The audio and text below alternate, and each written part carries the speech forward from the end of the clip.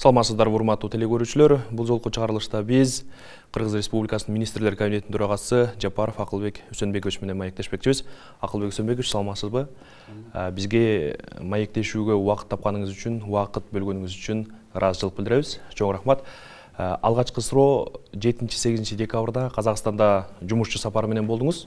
Министрлер кабинетинин төрагасы катары бул жумушчу сапар кандай жыйынтыкталды? Абдан жакшы жыйынтыктар менен биз келдик десек болот. Жакынкы арада 16-17 декабрда Казакстандан жумушчу тобу келет.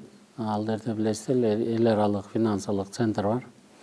Ошо центрдин өкүлдөрү дагы келет. Анан Казакстан өкмөтүнүн атайын өкүлдөрү Камарата бирде куруу боюнча урматтуу президент Садыр Нуркожоевичтин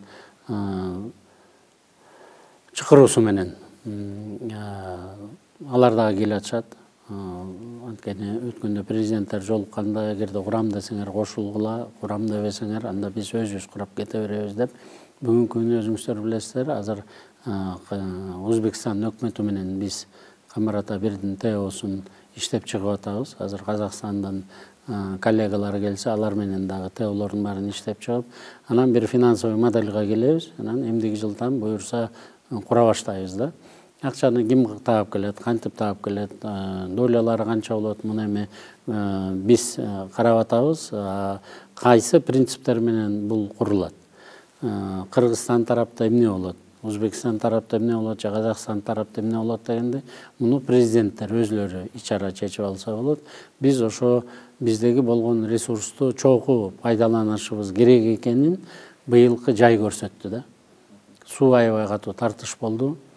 Мына ошо суу катуу тартыш болгондуктан бүт мамлекеттегилер түшүндү. Биз анткени нарын суусу, кийин Сырдария болуп өтүп кеткен суунун 1,5% эле өзүбүзгө колдонобуз. Калган бүт суунун баарын колдонгон биздин кошуналар да. Ошондуктан алар дагы өзүнүн ыктыярлары менен сиздер менен кошулуп иштешели деп атат. Биз ошо проекттени буюрса эмдиги жылдырабыз. Бул биринчи жыйынтыктардын бири. Экинчиси, Бишкек шаарынын мэри барган. Азыр ал жерде договорго түзүп келди. 1000ге жакын автобус Казакстанда чогултуп аткан экен. Кытайлыктар менен, немистер менен чогуу. Астанаданын -43-үндө иштеп аткан автобустарга түшүп, өзлөрү көрүштү, баарын байкашты. Муну теңге менен, кредит катары 7% менен мына ушуну ала турган болдук. Жана 100ге жакын техника, коммуналдык техникалардын баарын дагы сүйлөшүп келдик. Мындан тышкары 1000 тонна өткөндө президенттер барганда сүйлөшүшкөн, 1000 тоннага жакын жазында үрөн. Бул үрөндү гуманитардык жардам катары берип атышат. Ал эми биз болсо 3000 тоннадан 5000 тоннага чейин үрөндү өзүбүз дагы сатып алайлы деп атабыз. Эмдиги жылы биздин фермерлерди жакшы үрөн менен, сапаттуу үрөн менен камсыз кылуу үчүн бир 12000 тоннага чейин үрөн керек. Азыр ошонун теңин эми Казакстандан алсак, теңин дагы мына биздин Айыл чарба министри Россиядагы семхоздор менен дагы сүйлөшүп атат. Биз алып келип, буларга дагы жетишебиз деген ой пикирибиз бар. 4 логистикалык центр борбор түзүлө турган болду Кыргызстанда. 3 оптовый распределительный центр деп коет. Биздин дыйкандардын алып келген өстүргөн кайсы продукциясы болбосун, ошолордун баарын сертифицировать этип, упаковать этип, экспортко даярдай турган 3 центрди түзөбүз. Анан бир логистикалык борборду түзөлү деп атабыз. Бул кантта Казакстан тарабында 20-30 гектар, биздин тарапта 20-30 гектар. Ошол эки жерге дагы биздин дыйкандардын продукцияларын баарын чогултуп, сактап, анан убагында Казакстанга сата тургандай кылып, же болбосо бөлөк жактан алып келип сактап, анан Кыргызстанга сата тургандай кылган чоң логистикалык центрларды кура турган болдук. Мындан тышкары 4 пансионат боюнча дагы сүйлөшүүлөр бүттү. Бир 2-3 жылдын ичинде Казакстан өкмөтү 4-5 жылдыздуу отелдерди курууга милдеттемесин алды. Эгерде өкмөт эми мындан ары тынчтык болот деген гарантиясын берсе деди, межправ соглашение болот, буюрса ушул сезондо ошо 4 пансионаттан дагы ишке киришет да. Ал эми биздин гендер боюнча, бөлөк инвестициялар боюнча абдан чоң сүйлөшүүлөр мына 16-сынан 17-сине чейин болот да. Эң чоң көйгөйлүү суроо талап бул биздин соодагерлердин Казакстандан өтүп аткан тартиби эле, машинелери менен болобу, транзит менен өтүп аткан биздин контейнерлер болобу. Акыркы 5-6 жылдан бери 700дөн ашык контейнерлерибиз туруп калган экен. Ошонун баарын бошотуп беребиз деди. Эгерде кылмыштуулук жок болсо, 26 кылмыш иши козголгон экен, сигарета, наркотик, ушундай кылмыш кодексине карата кармалгандар болсо алар берилбейт. А бирок 700ге жакын контейнерди биринчи күндөн баштап Бажа комитетинин төрагасы номерлерин баарын жиберсе, ошолордун баары берилет. Жана биздин товарга Россияга жол ачылды да. Мына кыскача айтканда ушундай бир топ жетишкендиктерге жетиштик. Мен ойлоп атам, мындан ары дагы биз өзүбүздүн кызматташтууну көбөйтөбүз. Жакын арада $2 миллиард өзүбүздүн товар обороту көбөйтөлү дедик. Жогоруда суу маселесин козгоп калбадыңызбы? Ушул жагдай социалдык түйүндөрдө, коомчулукта ар кандай талкууланып жатат. Бул маселе өкмөттүн абийирин ачып койду деген пикирлерди айтып аткандар да бар да. Сиз ушуга кандай комментарий берет элеңиз? Эми ар бир кишинин өзүнүн эрки да. Тем более социалдык түйүндөрдө айтабы же үйүндө айтабы баары бир эле болуп калбады. Бизде Казак өлкөсүнүн премьер-министри Мамин Аскар Узакбаевич жайында канчалык кыйын болсо да кыргыздар бизге жардам бердиңиздер, эки өкмөттүн ортосунда турган келишимдерди так аткардыңыздар. Ошондуктан биз да кышында электр энергия катары Токтогулдагы суу кетип калбаш үчүн электр энергияны дагы так аягына чейин аткарабыз. Өзүбүздө дагы бир топ тартыштыктар болуп атат, бирок биз ушуну так аткарабыз деген сөзү болду. Ошону эми ар бир киши өзүнчө туура эмес интерпретацияларды кылып атса керек. Дагы бир жагдай, Бишкек шаарынын тургуну катары, анын ичинде коомдук транспорттун колдонуучусу катары менин көңүлүмдү бурган ушул Казакстандан келе турган автобустар болду. Акыркы мезгилде Борбор шаарынын тургундарын ушул коомдук транспорт маселеси өтө кыйнап келди эле. Биринчиден баанын кымбаттыгы, экинчиден коомдук транспорттагы ыңгайлуулук маселеси да. Мындайча айтканда баягы шаардыктардын ак эткенден так эткен автобус болчу да. Эми ушул качан келет деп күтсөк болот? Илгеркилер айтып койчу эле, баарынан бок жаман эмес, жок жаман депчи. Мына ошо муниципалдык транспортубуз жок болгондуктан мына бүгүн 1800 автобус жок болуп атат. Биз ошо 1000ге жакын автобусту Казакстандан ала турган болуп атабыз, жана 1000ге жакын автобусту Белоруссиядан алып келебиз. Буюрса эмдиги жылы биздин жарандардын баарына тең газ менен жүргөн, ток менен жүргөн, анан эгерде дизель болсо анда Евростандарт 5 менен. Жалаң ушу Европанын двигательдери менен. Анан ушул Казакстандын жолдорунда, биздин Минскидин жолдорунда, Россиянын жолдорунан текшерүүлөрдөн өткөн сервистик центри менен чогуу, запастык бөлүктөрү менен чогуу, бүт баары менен чогуу келе турган техникалардын баарын буюрса бүтүрөбүз. Бул президенттин тапшырмасы бар эле, билесиздер, баягында бусиктер дагы туура эмес шарттарды көтөрүп биздин жүргүнчүлөрдү кыйнап атканда саясий чоң чечим кабыл алынган. Биз ошо чечимди аткарууга даярбыз бүгүнкү күнү. Буюрса эмдиги жылы көрөсүздөр, балким жаңы жылга чейин үлгүрүп калабызбы, жаңы жылга чейин үлгүрбөсөк, эмдиги жылы автобустар боюнча бишкектиктердин проблемасы болбойт. Дагы бир маселе, жакында эле президент ушул Чүй облусунун Беловодск айылындагы балдар үйүндө болду, психоневрологиялык балдар үйүндө. Ал жерде ушул өлкө башчысы балдардын күнүмдүк тамак ашы менен таанышууда баасына кызыкты. Бир балага бөлүнгөн баа бул 110 сом өлчөмүндө экен да.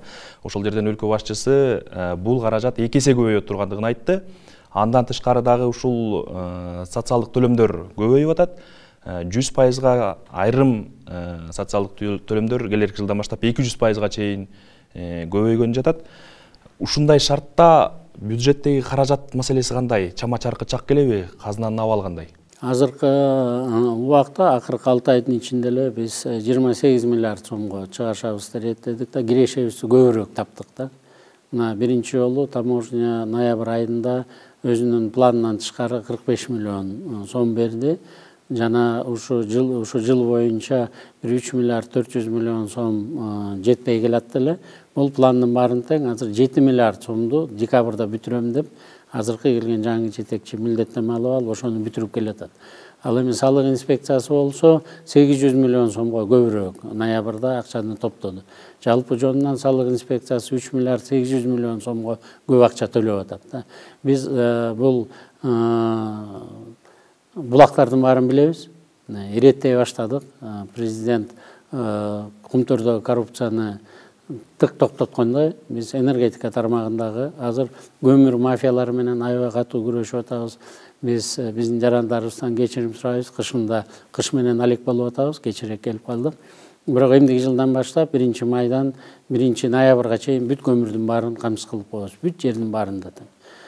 Бул боюнча азыр дагы мүмкүнчүлүктөрүбүз чектелүү болгонуна карабай, болгон көмүрдүн баары менен ТЭЦти дагы анан биздин жарандарды, тургундарды жерлерде толугу менен камсыз кылып атабыз да. Электр энергияларыбыз жетишет, өзүңүздөр билесиздер. Туркмения менен, Өзбекстан менен мурунку саясий жетекчилерибиз көп жакшы тил табыша албагандыктан, Казакстан менен транзиттер бөлөк жактан келе турган электр энергия газдарыбызга бир топ бөгөт болчу. Бүгүнкү күнү Туркмениядан келе турган газыбызга дагы, электр энергияга дагы бөгөт жок. Россиядан электр энергия алайлы десек, Казакстандан бөгөт жок. Өзбекстандагы колунан келгенче бизге жардам берип атат. Ошондуктан Борбордук Азияда азыр бизде президенттердин деңгээлинде дагы, өкмөттөрдүн деңгээлинде дагы бир дагы тоскоолдук, чечилбей турган суроо талаптар жок. Биз акчабызга алып атабыз, жалдырап сураган жерибиз жок. Биз азыр күч органдорунун баарындагы жазында дагы эмне болуп кетет деп баарын камсыз кылдык. Азыр эми социалдык төлөмдөрү боюнча айта турган болсок, бул боюнча дагы 220 сомго көтөрүлөт 1-январдан баштап.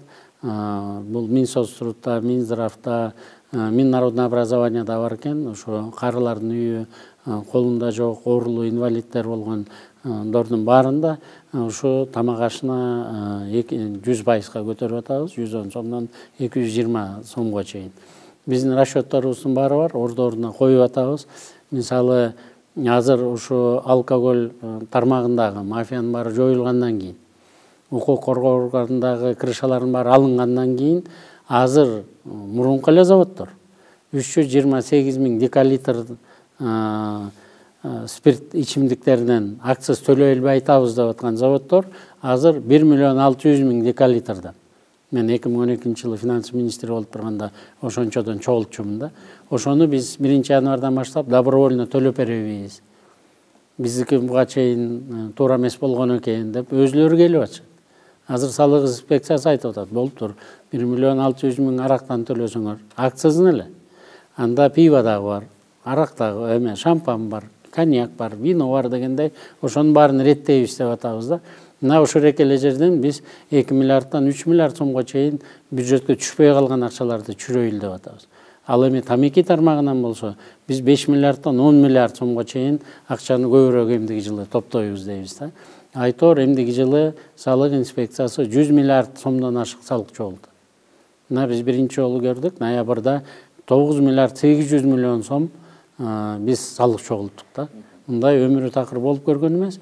Мына ушул экиндей салык системасында, бажа системасында көп чоң ишканаларда коррупциялык схемаларды, закупкаларда болуп аткан механизмдердин баарын жокко чыгаргандыктан бизде кирешеге толук мүмкүнчүлүктөрүбүз бар. Жылдын аягына чейин 280 эмес 306 миллиард сомго чейин чыгарабыз деп атабыз консолидированный бюджетте. Эмдиги жылы болсо бажа инспекциясы 38-40 миллиард эмес 105 миллиард сомго чейин салыгын кирешесин көбөйтөт, бизге төлөй турган салыктарды. Ал эми салык инспекциясы 150 миллиард сомдон ашык төлөйт. Ошону менен бирге чоң компаниялардын дагы киреше дивидендтерин көбөйтүп 400 миллиардга чыгарабыз деген биздин толук расчетторубуз бар, көзүбүз дагы жетип атат кандай боло турган. Дал ушул кирешелер маселеси, мамлекеттик ишканалар алсак Дастан, Мегаком, Андан тышкары ушул салык кызматы дагы да белгиленген нормадан ашыкча кирешет деп атат да. Эми булар быйыл эле салык чогултуп аткан жок, же Дастан менен Мегаком быйыл эле каражат таап аткан жок да. Ойлондурган маселе, бул каражат казынага түшпөй келгенби же башка жака түшүп келгенби буга чейин? Бул каражаттардын баары айланган да. Бирок өкмөттүн көзөмөлүндө болбогондуктан, же чала болгондуктан, же атайынбы булар казынага түшпөй келген да.